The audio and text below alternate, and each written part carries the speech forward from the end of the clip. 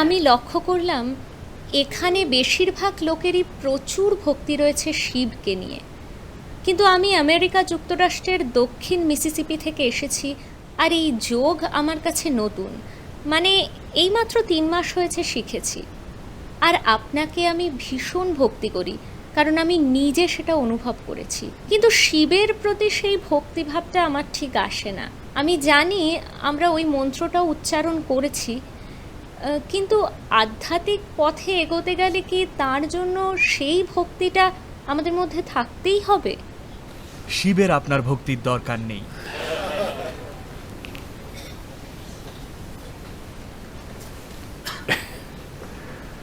এই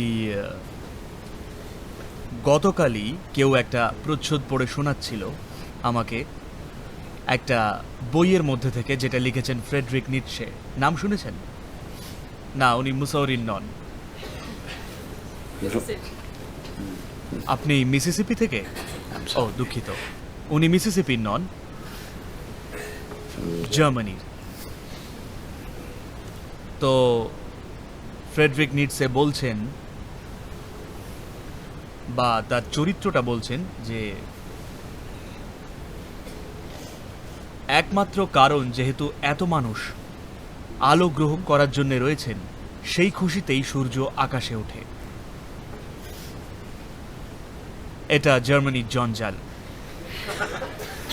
আপনারা কেউ এখানে না থাকলেও সূর্য একইভাবে উদয় হবে, সেই একই মহিমায়। হ্যাঁ কি না? ও আপনার জন্য উদয় হয় না। এটা একটা রোগ যেটা মানবজাতির হয়েছে। তারা ভাবে গোটা জগৎটাই মানুষকে কেন্দ্র করে, তা কিন্তু নয়।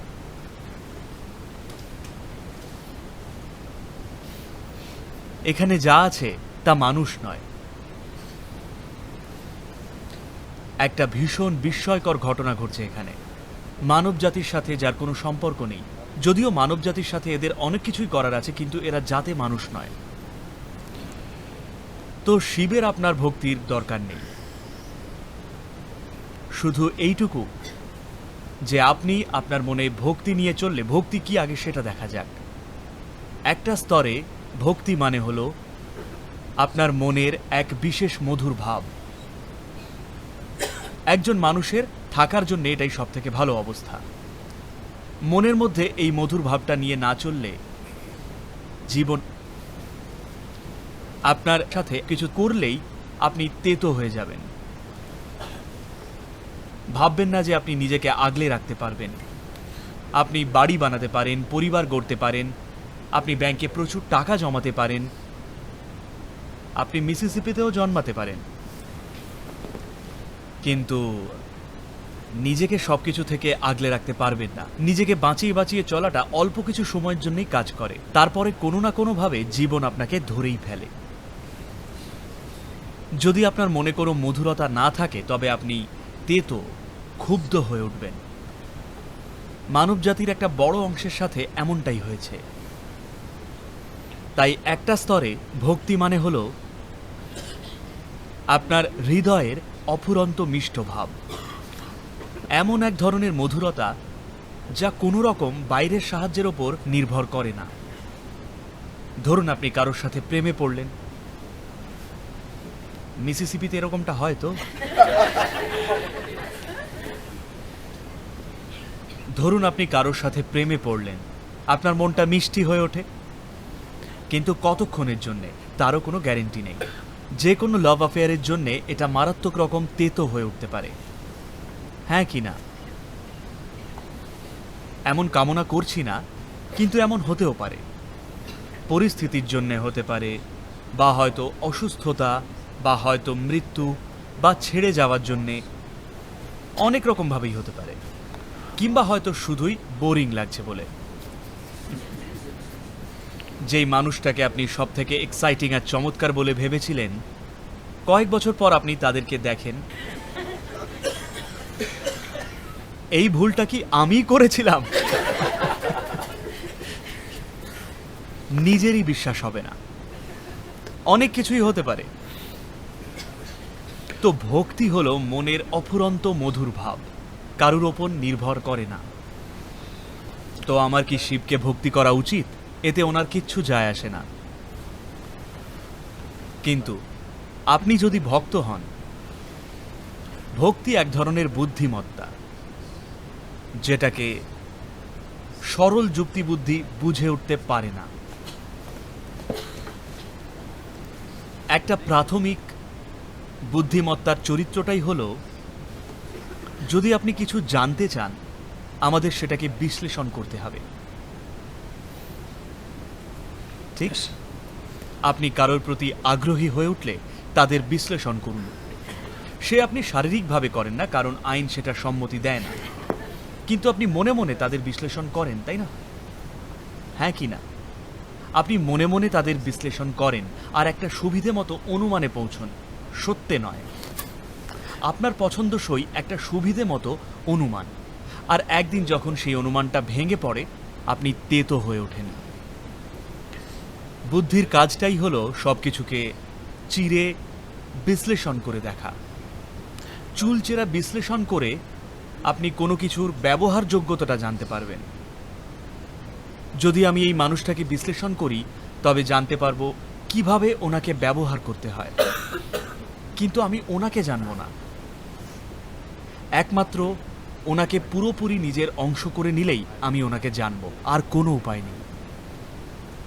আপনি যদি একটা ফুল দেন এমন কাউকে যিনি যুক্তি বুদ্ধিতে বেশ পোক্ত, যদি একজন বিজ্ঞানীকে কোনো ফুল দেন, প্রথমেই উনি ওটাকে ছিঁড়ে ফেলবেন, কারণ উনি ভেতরে কি আছে তা জানতে চান। একজন কবি ফুলটাকে নিয়ে গান রচনা করবেন, উনি জানেন না কি আছে ভেতরে, উনি জানতেও চান না কি আছে ভেতরে, কিন্তু এটা ওনাকে আনন্দ দেয়। একজন অতীন্দ্রিয়বাদী স্বয়ং ফুল হয়ে উঠবেন। তিনি কোনো ফুলের দিকে তাকালে নিজেই সেই ফুলটা হয়ে উঠবেন, কারণ ওনার কাছে এমনকি একটা ছোট্ট ফুল যেটা কোথাও একটা ফুটে ঘাসের মধ্যে প্রায় দেখাই যাচ্ছে না, এমনকি সেখানেও সৃষ্টিকর্তার হাত সক্রিয়ভাবেই কাজ করছে, তাই না? সেখানেও সক্রিয়, ততটাই সক্রিয় যতটা সে এর মধ্যে সক্রিয়, তার চেয়ে কম নয়। আপনি ঘাসের একটা ফলাকে যথেষ্ট মনোযোগ দিলে দেখবেন সেটাও অসম্ভব রকম মনোযোগের সাথে বানানো হয়েছে, সেটাকে বিস্ময়কর রকম মনোযোগ দিয়ে বানানো হয়েছে। এমন নয় যে আচ্ছা সামান্য একটা ঘাসের ফলক, ওটা তাহলে তো এইভাবে বানানো হয়নি। যিনিই বানিয়ে থাকুন তাতে বিস্ময়কর রকম মনোযোগ দিয়েছিলেন। তো একজন ভক্ত এক অন্য মাত্রার বুদ্ধিমত্তা, তিনি এমন সব জিনিস দেখবেন যা অন্য কেউ দেখবে না, কারণ ভক্তি মানে হলো আপনি নিজের থেকে রিক্ত। আপনি আর পরম সত্যের মধ্যে শুধু একটাই বাধা রয়েছে, সেটা হলো আপনি নিজেই। তো ভক্তি মানে আপনাকে হারিয়ে ফেলতে হবে নিজেকে। যদি তা সম্ভব না হয়, তবে আপনার এই বোঝাটা অন্তত কমিয়ে ফেলা উচিত। যদি এই জঞ্জালের স্তূপটা কমান, হঠাৎই দেখবেন জীবনের বিস্ফোরণ হচ্ছে। এত রকমভাবে জীবনের বিস্ফোরণ হয় যা আপনি কল্পনাও করেননি। তাই